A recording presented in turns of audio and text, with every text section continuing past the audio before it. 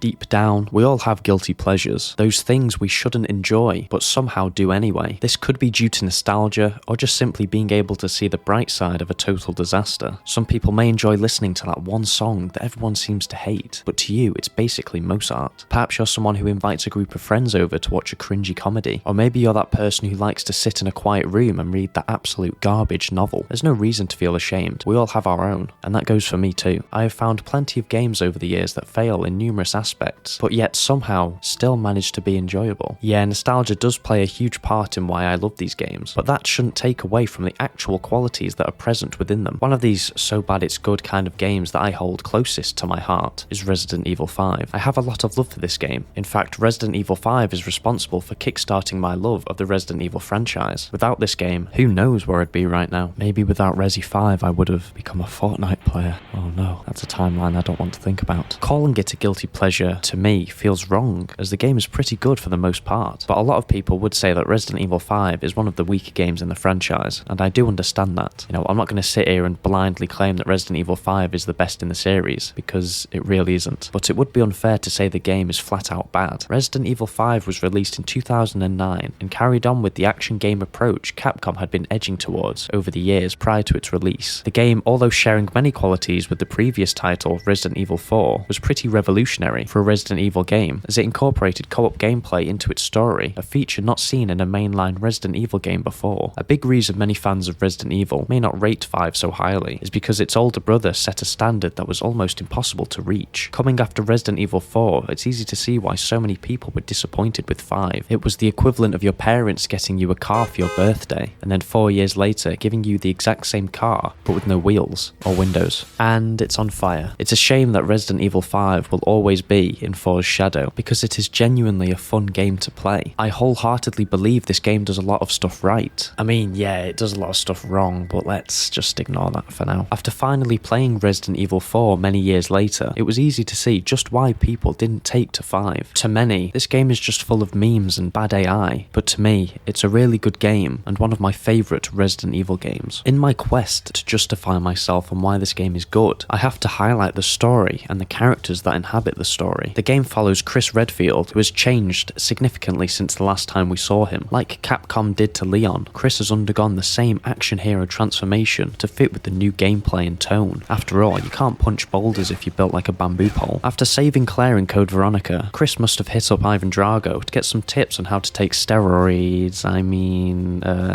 get fat gains. With stars well and truly gone, Chris has joined a new organisation called the BSAA, a group dedicated to neutralising biohazards and anyone supplying or in possession of them. Despite their fierce reputation, the BSAA are just the worst at their job.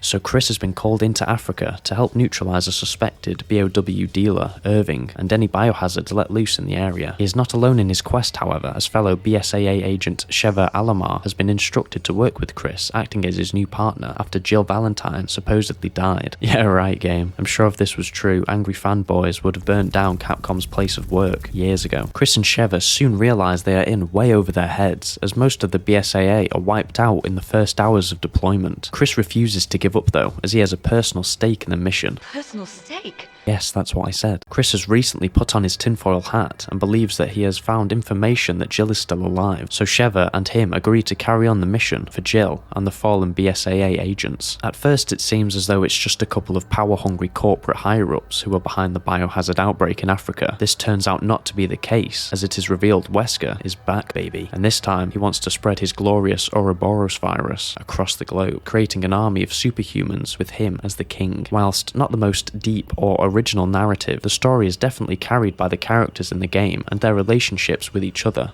Okay, I have to get this off my chest. Chris Redfield is a better protagonist in this game than Leon is in Resident Evil 4. Please, let me explain myself before you all just absolutely destroy me. Leon is great in 4, don't get me wrong, but Chris to me is better on so many levels. Leon comes across as pretty intelligent and a ladies' man throughout the game, seeming like a typical James Bond character type found throughout most action films. This version of Leon is a badass through and through, but Chris is a bit different. Whereas the player can see how cool and cold Leon has become, Chris doesn't come across as this. I don't know if it's just just me, but Chris comes across as an unintentionally funny character throughout most of the game. Replaying it for this video, I noticed just how stupid Chris comes across in this game. Stupid sounds harsh, but there are times where he's having these super serious monologues to himself that just make it seem like he's trying to come across as a deep and intelligent person, but it unintentionally makes him so funny to listen to. Chris is a big reason I love this game so much, and what sets this game apart from 4. Leon is an absolute babe magnet, and yet he's such a Sigma. He has no time for women. He's all about that grind. Chris, on the other hand, is driven by the pussy. He goes out of his way to battle with tons of messed up monsters just to be with Jill, and is even willing to sacrifice humanity for just a smidgen of coochie. Will be spread across the globe.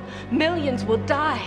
Oh, yeah, but What makes this even funnier is the fact that the guy who voices Chris in this game also voiced Sonic the Hedgehog at one point. These two characters also have a lot in common, as they both like to spout cringy comebacks to their arch enemies. I know you're trying to be clever with this whole amusement park pun thing, but it's just coming off lame.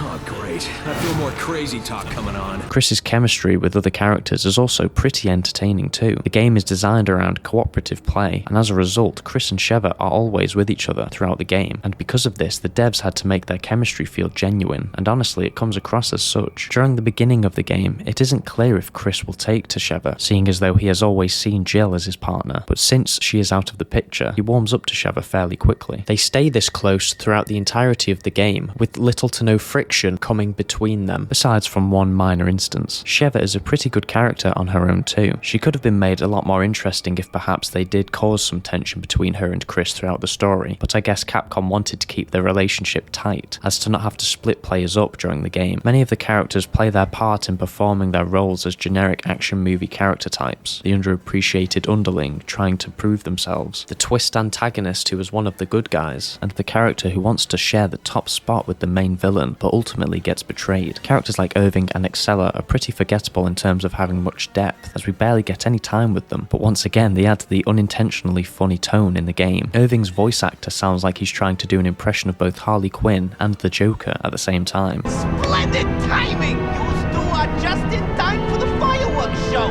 Boom!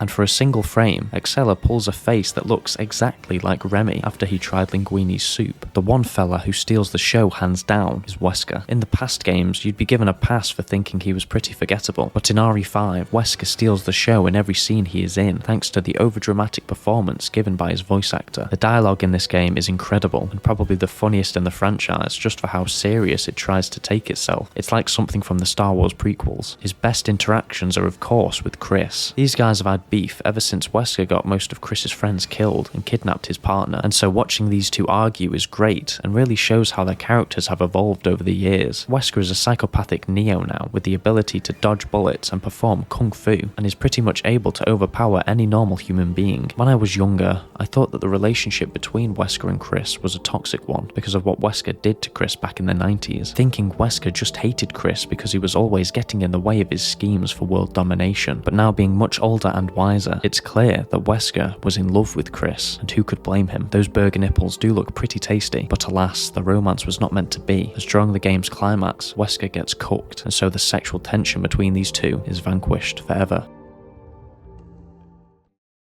Gameplay of Resident Evil 5 is the breaking point for anyone willing to play this game. Some will enjoy its chaotic and erratic nature, like myself, and others have obviously purged the game from their Steam library in sheer frustration. The game scraps the survival horror aspect from the franchise, besides from the item management side, and tries to advance the action shooter genre found in Resident Evil 4. Tons of ammo and tons of enemies to use said ammo on. Las Plagas is once again the culprit for turning these once innocent people into killers. These infected people are known as the Majimi and come in all shapes and sizes, wielding a variety of weapons and utilizing various fighting styles. As well as the lesser creatures, many bosses inhabit RE5 to create a lot of problems for our two protagonists. Some once again are familiar faces we have seen before, but there are plenty of new faces created by our good friend Wesker that are just itching to say hello, so Chris and Sheva need some big guns to wipe them out. Despite there being no merchant here to scam you, this stuff still ain't free, so you will have to loot gold dropped by fallen fallen enemies and find any hidden treasures and valuables you can sell to fuel your gun addiction. The combat in this game, although arguably not as refined or as good as 4's, is still very fun and satisfying, thanks to most of the weapons being very effective and fun to use. Unfortunately, we do have to pay our respects to one fallen Conrad, the combat knife. Yes, he is still in the game, but unlike in 4, he is almost completely useless. May you rest easy, son, you will be missed. Like I've already mentioned, the game is designed around 2 players. This means various tasks throughout the game, such as pulling levers, finding keys, QuickTime events, and entering new areas, usually require the pair of you to complete them. Playing this game with an actual person is one of my favourite gaming experiences. Not with an AI though. No, that's just terrible. Having the 2 of you fight side by side against never-ending hordes of enemies makes for a lot of hectic fun, as you often find yourselves cornered by enemies and having to frantically break open boxes to find ammo and herbs. The game obviously encourages you to work together to fight bosses, as more often than not, one of you will have to fight the boss head on, and the other will have to distract them or kill any enemies that could be lurking around in the area. For me, there are very few co-op experiences out there that match the level of enjoyment this game can bring. It's quite interesting, as this game really does go against what Resident Evil is all about. The Resident Evil games before this made the player feel isolated and vulnerable, pitting them against countless enemies and huge monsters, pretty much all by themselves. This is what made Resident Evil so appealing though. This idea of being able to overcome obstacles all by yourself gave you a sense of pride, and beating these challenges felt very rewarding. However, Resident Evil 5 teaches us that not all challenges have to be faced alone. Whilst yes, having the skill to beat games on your own is fun in its own way, sometimes playing with a friend is even better. This is what makes this game so great, and it's an experience that, unfortunately, has not been bested yet in the franchise, despite Capcom's best efforts. Well, I say their best efforts, but clearly they didn't try very fucking hard. Although it is not as scary compared to other Resident Evil games, that isn't to say there aren't some pretty freaky moments. The horror of the game admittedly wears off as the game goes on, but the first initial act of the game sets up a very eerie and foreboding tone that Capcom really should have capitalized on. There are a few notable moments that are honestly very creepy, even after replaying the game. I will never forget that initial interaction with the Majimi. It scared the shit out of me as a kid, and it still scares me now. I've had a lot of great memories with Resident Evil 5, and the core gameplay and characters are enough for me to recommend it to anyone who has never given it a chance. I definitely recommend playing it with a friend though, unless you want to mentally torture yourself. I know in the past I've said that some RE games don't need remaking, and I feel the same about RE5. Leave this game alone, I beg you. Instead of remaking this game, I would love it if Capcom revived the original idea for Resident Evil 5 and made that into a future game. This version of the game was going to be a lot scarier in comparison to the final product, and would only be single player, allowing for a more immersive and intimate experience. This version of the game appealed to the fans of the classic games a lot more, and since Resident Evil has for the most part reverted back to horror in recent years, it would be perfect timing to perhaps put these ideas into a game. Capcom could make it a spin-off and have Sheva be the lead, perhaps tying Resident Evil 5 and 6 together, since Sheva was absent in 6. Bringing Sheva back would be a great addition, as I feel Capcom could definitely flush out her character a lot more and bring a fan favourite character back into the spotlight.